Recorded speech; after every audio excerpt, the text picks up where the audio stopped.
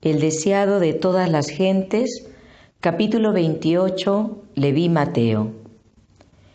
Entre los funcionarios romanos que había en Palestina, los más odiados eran los publicanos. Que los impuestos fuesen exigidos por una potencia extraña era motivo de continua irritación para los judíos, pues les recordaba que su independencia había desaparecido. Y los cobradores de impuestos no eran simplemente instrumentos de la opresión romana. Cometían extorsiones por su propia cuenta y se enriquecían a expensas del pueblo. Un judío que aceptaba ese cargo de manos de los romanos era considerado como un traidor al honor de su nación.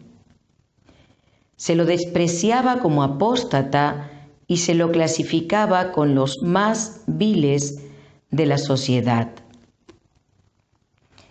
A esta clase pertenecía Leví Mateo, quien después de los 4 discípulos de Genesaret fue el siguiente en ser llamado al servicio de Cristo. Los fariseos habían juzgado a Mateo de acuerdo con su empleo, pero Jesús vio en ese hombre un corazón dispuesto para recibir la verdad. Mateo había escuchado la enseñanza del Salvador. En la medida en que el convincente Espíritu de Dios le revelaba su pecaminosidad, anhelaba pedir ayuda a Cristo. Pero estaba acostumbrado a la exclusividad de los rabinos y no creía que ese gran maestro se fijaría en él. Un día, sentado en su garita de peaje, el publicano vio a Jesús que se acercaba. Grande fue su asombro al oírle decir: «Sígueme». Mateo, dejándolo todo, se levantó y lo siguió. No vaciló, no cuestionó, no recordó el negocio lucrativo que iba a cambiar por la pobreza y las penurias. Le era suficiente estar con Jesús, poder escuchar sus palabras y unirse a Él en su obra. Así había sido con los discípulos antes llamados. Cuando Jesús invitó a Pedro y a sus compañeros a seguirlo, dejaron inmediatamente sus barcos y sus redes. Algunos de esos discípulos tenían amistades que dependían de ellos para su sostén, pero cuando recibieron la invitación del Salvador, no vacilaron ni preguntaron: ¿cómo viviré y sostendré a mi familia? Fueron obedientes al llamado, y cuando más tarde Jesús les preguntó: «¿Cuándo os envié sin bolsa, sin alforja y sin calzado? ¿Os faltó algo?», pudieron responder: «Nada». A Mateo en su riqueza y a Andrés y a Pedro en su pobreza les llegó la misma prueba, y cada uno hizo la misma consagración.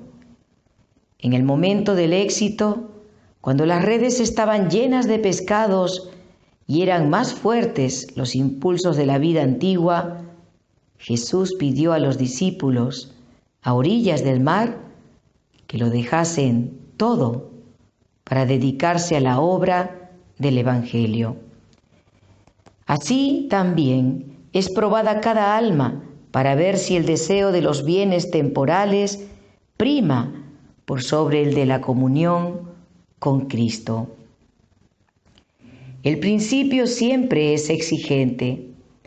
Nadie puede tener éxito en el servicio de Dios a menos que todo su corazón esté en la obra y considere todas las cosas como pérdida frente a la excelencia del conocimiento de Cristo. Nadie que se reserve algo puede ser discípulo de Cristo, y mucho menos puede ser su colaborador. Cuando los hombres aprecien la gran salvación, se verá en su vida el sacrificio propio que se vio en la de Cristo. Se regocijarán en seguirlo a donde quiera que los guíe. El llamamiento de Mateo a ser un discípulo de Cristo excitó gran indignación. Que un maestro religioso eligiese a un publicano como uno de sus acompañantes inmediatos era una ofensa contra las costumbres religiosas, sociales y nacionales. Apelando a los prejuicios de la gente, los fariseos esperaban volver contra Jesús la corriente del sentimiento popular. Entre los publicanos se creó un extenso interés. Sus corazones fueron atraídos hacia el Maestro divino. En el gozo de su nuevo discipulado, Mateo anhelaba llevar a Jesús a sus antiguos asociados. Por consiguiente, dio un banquete en su casa y convocó a sus parientes y amigos. No solo fueron incluidos los publicanos, sino también muchos otros de reputación dudosa, proscritos por sus vecinos más escrupulosos. El agasajo fue dado en honor de Jesús y él no vaciló en aceptar la cortesía. Bien sabía que esto ofendería al partido farisaico y lo comprometería a los ojos del pueblo. Pero ninguna cuestión de política podía influir en sus acciones. Para él no tenían peso las distinciones externas. Lo que apelaba a su corazón era un alma sedienta del agua de vida. Jesús se sentó como huésped honrado a la mesa de los publicanos y por medio de su simpatía y amabilidad social demostró que reconocía la dignidad de la humanidad y los hombres anhelaron hacerse dignos de su confianza. Sobre sus corazones sedientos cayeron sus palabras con poder bendecido y vivificador. Se despertaron nuevos impulsos y ante esos parias de la sociedad se abrió la posibilidad de una vida nueva. En reuniones tales como esta, no pocos fueron impresionados por la enseñanza del Salvador, aunque no lo reconocieron hasta después de su ascensión. Cuando el Espíritu Santo fue derramado y 3,000 fueron convertidos en un día, había entre ellos muchos que habían oído por primera vez la verdad en la mesa de los publicanos, y algunos de ellos llegaron a ser mensajeros del Evangelio. Para Mateo mismo, el ejemplo de Jesús en la fiesta fue una lección constante. El publicano despreciado llegó a ser uno de los evangelistas más consagrados y en su propio ministerio siguió muy de cerca las pisadas del Maestro. Cuando los rabinos supieron de la presencia de Jesús en la fiesta de Mateo, aprovecharon la oportunidad para acusarlo. Pero decidieron obrar a través de los discípulos. Despertando sus prejuicios, esperaban alienarlos de su Maestro. Su estrategia consistió en acusar a Cristo ante los discípulos. Y a los discípulos ante Cristo, dirigiendo sus flechas a donde había más probabilidad de producir heridas. Así ha obrado Satanás desde que manifestó descontento en el cielo. Y todos los que tratan de causar discordia y alienación son impulsados por su espíritu.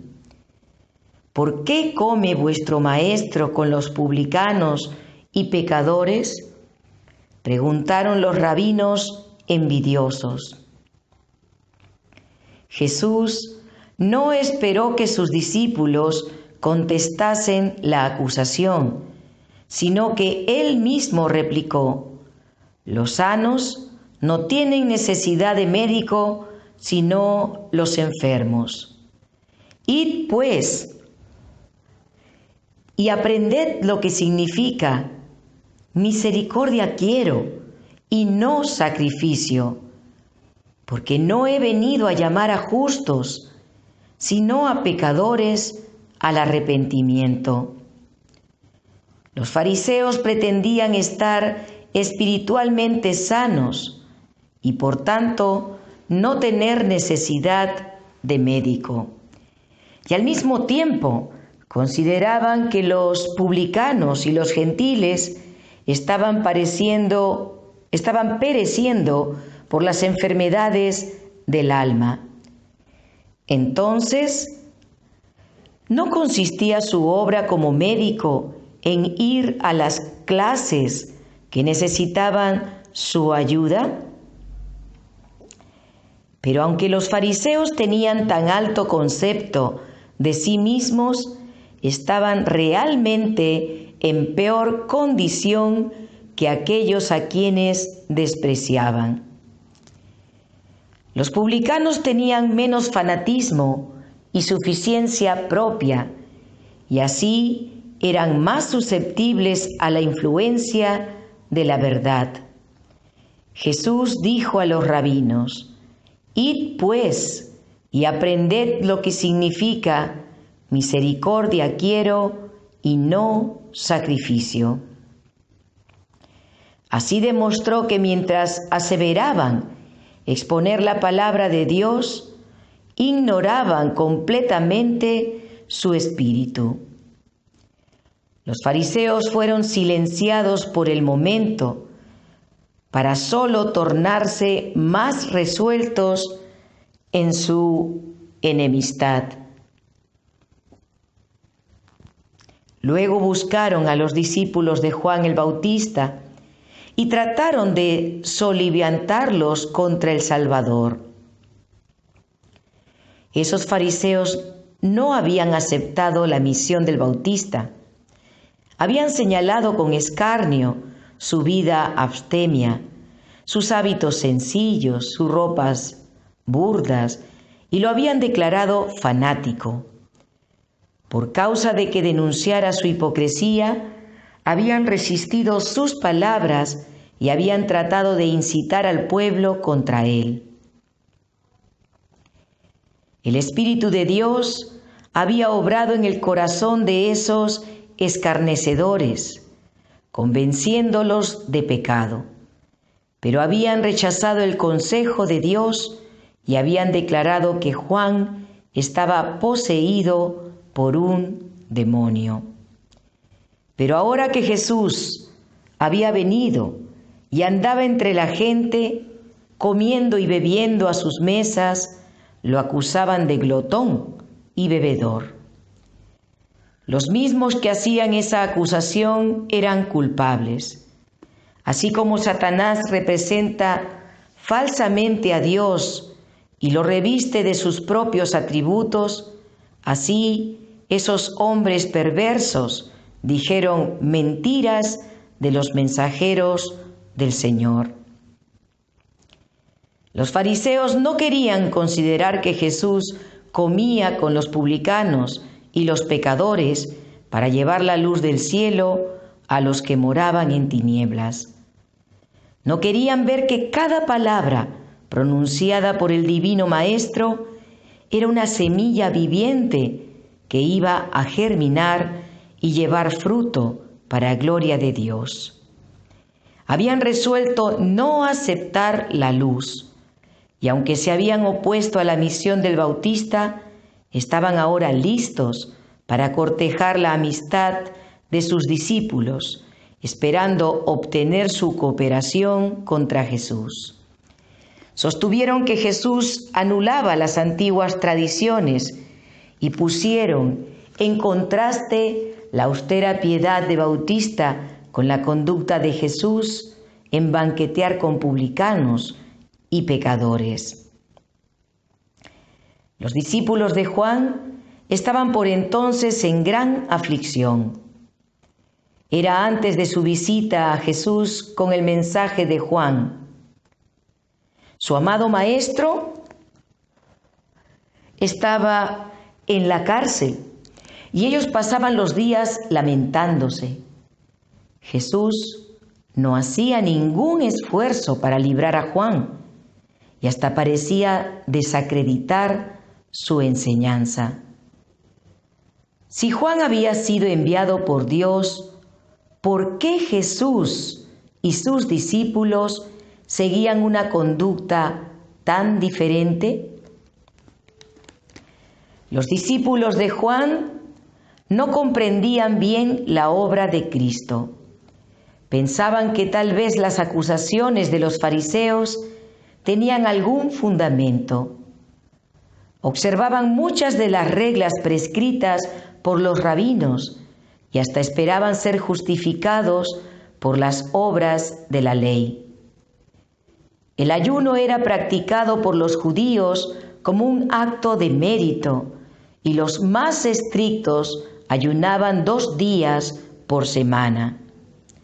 Los fariseos y los discípulos de Juan estaban ayunando cuando los últimos vinieron a Jesús con la pregunta: ¿por qué nosotros y los fariseos ayunamos muchas veces y tus discípulos no ayunan? Jesús les contestó tiernamente. No trató de corregir su concepto erróneo del ayuno, sino solo con respecto a su propia misión. Y lo hizo empleando la misma figura que el Bautista había usado en su testimonio acerca de Jesús. Juan había dicho: el que tiene a la novia es el novio, pero el amigo del novio que está a su lado y lo escucha, se llena de alegría cuando oye la voz del novio. Esta es la alegría que me inunda. Los discípulos de Juan no podían menos que recordar estas palabras de su maestro. Y siguiendo con la ilustración, Jesús dijo: ¿acaso pueden obligar a los invitados del novio a que ayunen mientras él está con ellos? El príncipe del cielo estaba entre su pueblo.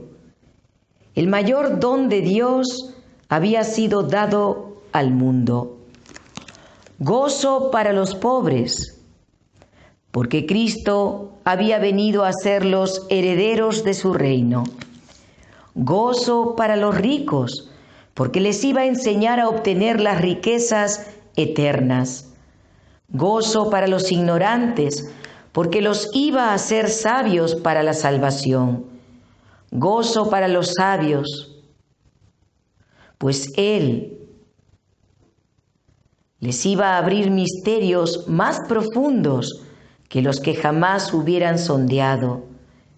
Verdades que habían estado ocultas desde la fundación del mundo iban a ser reveladas a los hombres por la misión del Salvador. Juan el Bautista se había regocijado de contemplar al Salvador.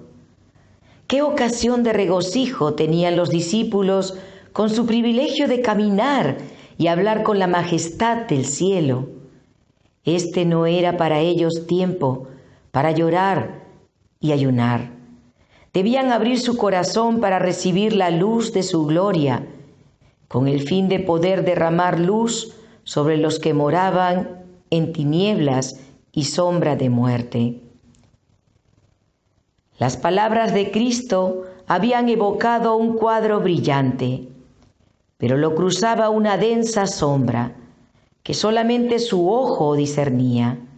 Les dijo: vendrán días cuando el esposo les será quitado. Entonces, en aquellos días ayunarán. Cuando viesen a su Señor traicionado y crucificado, los discípulos llorarían y ayunarían. En las últimas palabras que les dirigiera en el aposento alto, dijo: ¿se están preguntando qué quise decir cuando dije, dentro de poco ya no me verán y un poco después volverán a verme? Ciertamente les aseguro que ustedes llorarán de dolor, mientras que el mundo se alegrará. Se pondrán tristes, pero su tristeza se convertirá en alegría. Cuando saliese de la tumba, su tristeza se trocaría en gozo. Después de su ascensión, iba a estar ausente en persona, pero por medio del Consolador aún estaría con ellos, y no debían pasar su tiempo en lamentaciones. Eso era lo que Satanás quería. Deseaba que diesen al mundo la impresión de que habían sido engañados y desilusionados, pero por fe debían mirar al santuario celestial, donde Jesús ministraría por ellos. Debían abrir su corazón al Espíritu Santo, su representante, y regocijarse en la luz de su presencia. Sin embargo, iban a venir días de tentación y prueba, cuando serían puestos en conflicto con los gobernantes de este mundo y los líderes del reino y de las tinieblas. Cuando Cristo no estuviera personalmente con ellos y fallaran en discernir al Consolador, entonces sería más apropiado para ellos ayunar. Los fariseos procuraban exaltarse por medio de su rigurosa observancia de las formas, mientras su corazón estaba lleno de envidia y disensión. Dice la Escritura: ustedes solo ayunan para pelear y reñir y darse puñetazos a mansalva. Si quieren que el cielo atienda a sus ruegos, ayunen, pero no como ahora lo hacen. ¿Acaso el ayuno que he escogido es solo un día para que el hombre se mortifique? ¿Y solo para que incline la cabeza como un junco, haga duelo y se cubra de ceniza? ¿A eso llaman ustedes día de ayuno y el día aceptable del Señor? El ayuno verdadero no es una mera práctica formal. La Escritura describe el ayuno que Dios ha escogido: desatar las ligaduras de impiedad, soltar las cargas de opresión y dejar ir libres a los quebrantados, y que rompáis todo yugo. Dar tu pan al hambriento y saciar al alma afligida. En esas palabras se expone el espíritu y el carácter de la obra de Cristo. Toda su vida fue un sacrificio de sí mismo por la salvación del mundo. Ya sea que ayunara en el desierto de la tentación o comiese con los publicanos en la fiesta de Mateo, estaba dando su vida para redimir al perdido. El verdadero espíritu de devoción no se manifiesta en ociosos lamentos, ni en la mera humillación corporal y los múltiples sacrificios, sino en la entrega del yo, en un servicio voluntario a Dios y al hombre. Continuando con su respuesta a los discípulos de Juan, Jesús dijo una parábola: nadie pone remiendo de paño nuevo en vestido viejo. De otra manera, el mismo remiendo nuevo tira de lo viejo y se hace peor la rotura. El mensaje de Juan el Bautista no debía entretejerse con la tradición y la superstición. El intento por fusionar la hipocresía de los fariseos con la devoción de Juan solo haría más evidente el abismo que había entre ellos.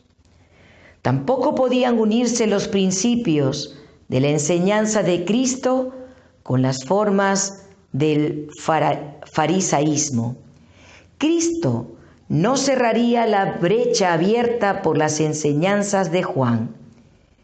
Él iba a hacer aún más definida la separación entre lo antiguo y lo nuevo. Jesús ilustró mejor este hecho diciendo: nadie echa vino nuevo en odres viejos. De otra manera, el vino nuevo rompe los odres y el vino se derrama y los odres se pierden. Los odres que se usaban como recipientes para el vino nuevo, después de un tiempo se secaban y volvían quebradizos, y ya no podían servir para el mismo fin. En esa ilustración familiar, Jesús presentó la condición de los líderes judíos. Sacerdotes, escribas y príncipes estaban sumidos en una rutina de ceremonias y tradiciones. Sus corazones se habían contraído como los odres resecados a los cuales se los había comparado. Mientras permanecían satisfechos con una religión legalista, le era imposible ser depositarios de la verdad viviente del cielo. Pensaban que para todo bastaba su propia justicia y no deseaban que entrase un nuevo elemento en su religión. No aceptaban la buena voluntad de Dios para con los hombres como algo separado de ellos.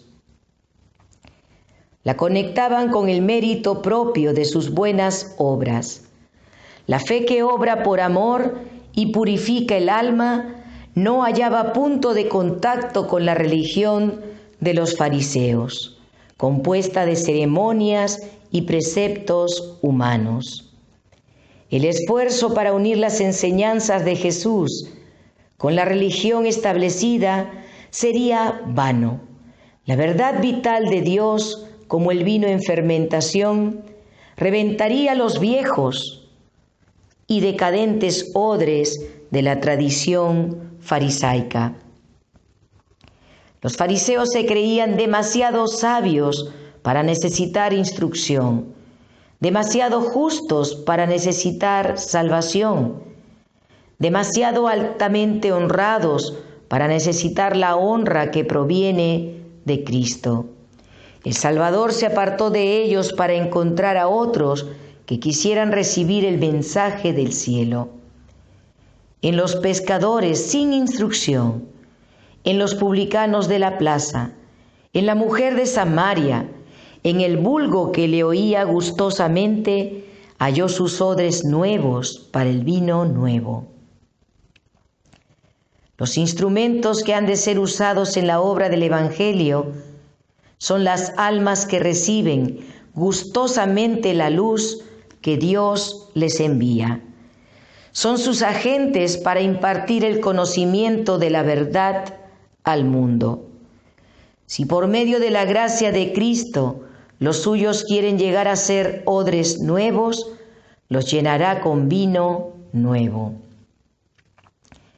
La enseñanza de Cristo, aunque estaba representada por el vino nuevo, no era una doctrina nueva, sino la revelación de lo que había sido enseñado desde el principio. Pero para los fariseos, la verdad de Dios había perdido su significado y belleza originales. Para ellos, la enseñanza de Cristo era nueva en casi todo aspecto y no la reconocían ni la aceptaban. Jesús destacó el poder que la falsa enseñanza tiene para destruir el aprecio y el deseo por la verdad. Él dijo: ninguno que beba del añejo quiere luego el nuevo, porque dice: el añejo es mejor. Toda la verdad que había sido dada al mundo por medio de los patriarcas y los profetas resplandecía con nueva belleza en las palabras de Cristo. Pero los escribas y fariseos no deseaban el precioso vino nuevo, hasta que no se vaciasen de sus viejas tradiciones, costumbres y prácticas. No habría lugar en su mente o corazón para las enseñanzas de Cristo. Se aferraban a las formas muertas y se apartaban de la verdad viviente y del poder de Dios. Esto provocó la ruina de los judíos y será la ruina de muchas almas en nuestros días. Miles están cometiendo el mismo error que los fariseos, a quienes Cristo reprendió en la fiesta de Mateo. Antes que renunciar a alguna idea acariciada o descartar algún ídolo de opinión, muchos rechazan la verdad que desciende del Padre de la Luz. Confían en sí mismos y dependen de su propia sabiduría y no se dan cuenta de su pobreza espiritual. Insisten en ser salvos de alguna manera por medio de la cual puedan realizar alguna obra importante. Cuando ven que no pueden entretejer el yo en esa obra, rechazan la salvación provista. Una religión legal nunca puede conducir a las almas a Cristo, porque es una religión sin amor y sin Cristo. El ayuno o la oración motivada por un espíritu de justificación propia es abominación a la vista de Dios. La reunión solemne para adorar, la repetición de ceremonias religiosas, la humillación externa, el sacrificio imponente, proclaman que el hacedor de esas cosas se considera justo, con derecho al cielo, pero es todo un engaño. Nuestras propias obras nunca pueden comprar la salvación. Como fue en los días de Cristo, así es hoy. Los fariseos no conocen su indigencia espiritual. A ellos llega el mensaje, porque tú dices: yo soy rico y me he enriquecido, y de ninguna cosa tengo necesidad, y no conoces que tú eres un desventurado, miserable, pobre, ciego y desnudo. Por tanto, yo te aconsejo que de mí compres oro refinado en fuego, para que seas rico, y vestiduras blancas para vestirte, y que no se descubra la vergüenza de tu desnudez. La fe y el amor son el oro probado en el fuego, pero en el caso de muchos el oro se ha opacado y se ha perdido el rico tesoro. La justicia de Cristo es para ellos como un manto sin estrenar, una fuente sellada. A ellos se dice: tengo contra ti que has dejado tu primer amor.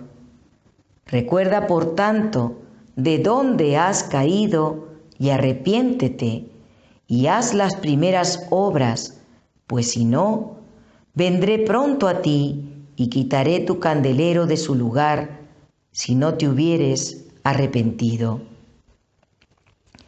Los sacrificios de Dios son el espíritu quebrantado. Al corazón contrito y humillado no despreciarás tú, oh Dios. El hombre debe ser vaciado del yo antes que pueda ser, en el sentido más pleno, un creyente en Jesús. Cuando se renuncia al yo, entonces el Señor puede hacer del hombre una criatura nueva. Los odres nuevos pueden contener el vino nuevo. El amor de Cristo animará al creyente con vida nueva. En aquel que mira al autor y consumador de nuestra fe, se manifestará el carácter de Cristo.